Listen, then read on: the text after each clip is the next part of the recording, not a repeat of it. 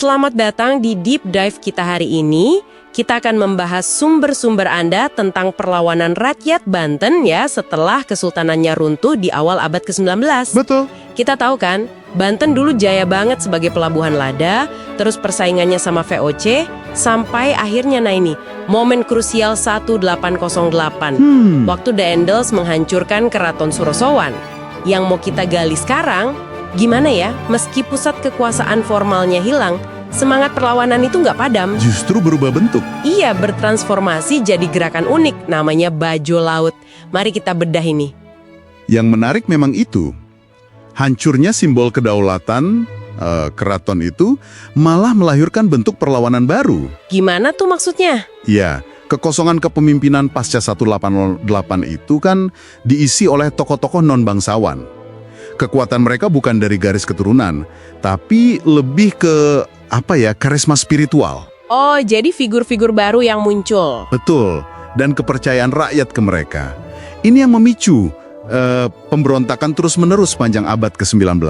Oke, berarti hancurnya Surosowan 1808 itu trauma besar ya, tapi bukan akhir cerita. Bukan akhir sama sekali. Tanpa sultan, perlawanan geser nih, dari istana ke daerah-daerah, mungkin lebih terpencil ya. Tepat sekali, ke pedalaman.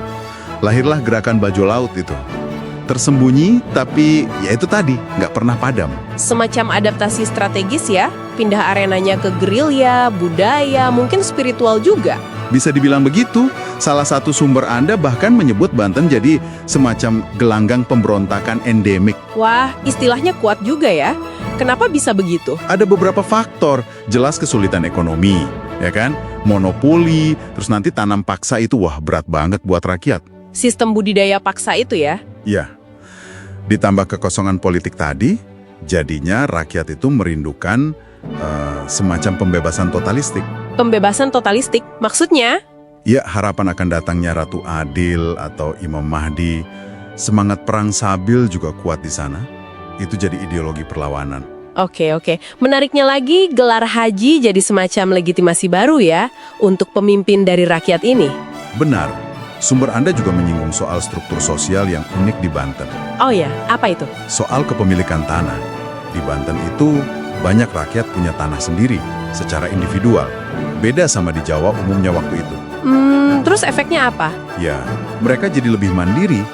Nggak terlalu bergantung sama kepala lokal, Jaro itu, yang seringkali udah dipegang Belanda. Jadi lebih berani melawan. Tepat, lebih sulit dikontrol Belanda. Pemerintah kolonial sendiri mengakui ini kok. Oke, menarik. Coba kita lihat tokoh-tokoh awalnya deh. Ada Ki Jakaria dari Pandeglang, disebut di sumber Anda. Dia bukan bangsawan, kan? Bukan, tapi dianggap sakti sama pengikutnya. Kebal senjata lah, bisa menghilang lah, gitu-gitu. Wah, legenda banget ya. Taktiknya gerilya di perbukitan katanya merepotkan Belanda banget. Iya, dan puncaknya dia berhasil kabur dari tahanan tahun 1827. Serius? Kabur? Kabur. Ini makin menguatkan mitos kesaktiannya di mata rakyat. Validasi karomahnya gitu. Nah ini penting nih, runtuhnya kekuasaan formal, tapi mata uang kepemimpinan ganti jadi kekuatan spiritual ya? Persis. Persepsi kekuatan mistis jadi modal kuat waktu struktur formal ambruk. Lalu ada lagi sosok perempuan yang luar biasa ini, Nyimas Gamparan. Dari Serang ya? Betul.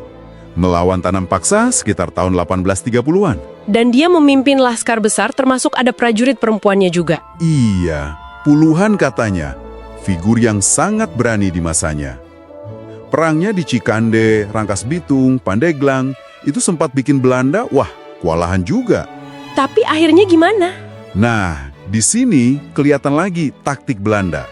Divide et impera, politik pecah belah. Oh, diadu domba. Iya, sumber Anda mencatat, mereka menghasut Demang Jasinga, Raden Kartanatanagara, dijanjikan jabatan Bupati Rangkas Bitung. Lalu? Ya, Nyimas Gamparan gugur karena pengkhianatan ini di Pamarayan. Tragis banget ya, pengkhianatan dari bangsa sendiri. Ini contoh jelas strategi Belanda. Mereka ciptakan elit birokrasi pribumi yang loyal untuk memadamkan perlawanan dari bawah. Tapi perjuangan nggak berhenti di situ kan? Pasti ada kelanjutannya. Sama sekali nggak berhenti. Satu pemimpin jatuh, muncul yang lain. Polanya terus gitu. Contohnya? Ya, ada Perang Cikande II, Tahun 1845 dipimpin Masarean dan Nyi Tinah. Terus pemberontakan Gudang 1836 oleh Ratu Bagus Ali. Ada lagi gerakan Haji Wahya tahun 1850. Banyak juga ya rentetannya. Ini bukti betapa dalamnya akar perlawanan di Banten. Terus muncul lagi. Seringkali ya itu tadi, ditopang juga sama struktur kepemilikan tanah yang bikin mereka mandiri. Oke, jadi kalau kita tarik benang merahnya nih, hancurnya Surosowan 1808 itu bukan titik akhir, Bukan sama sekali. justru titik awal transformasi. Jadi perlawanan gaya bajo laut, ulet nggak terpusat di gerakan figur karismatik non-bangsawan. Seperti Ki Jakaria dengan aura mistisnya itu. Dan panglima perempuan tangguh kayak Nyimas Gamparan yang melawan penindasan ekonomi. Dan api perlawanan ini terus nyala karena ada kombinasi kuat ya. Ideologi agama kayak Mahdi dan Perang Sabil tadi. Ditambah struktur sosial unik kepemilikan tanah itu. Benar. Yang memberi mereka kemandirian. Makanya Banten ini seperti kata sumber Anda, jadi semacam kanker atau duri dalam daging buat kolonial. Sulit dipadamkan sepenuhnya ya. Iya, sepanjang abad ke-19 itu terus bergolak. Nah, sebagai penutup nih, mungkin buat Anda renungkan juga di rumah, bagaimana ya sebuah warisan perlawanan yang secara formal kelihatannya kalah, pusat kekuasaannya hancur, pemimpinnya gugur, tapi ternyata bisa bertahan, bertransformasi, mengakar kuat di level rakyat. Seringkali lewat tokoh-tokoh dari luar struktur kekuasaan tradisional. Sebuah pelajaran tentang resiliensi ya, dan adaptasi perlawanan itu sendiri.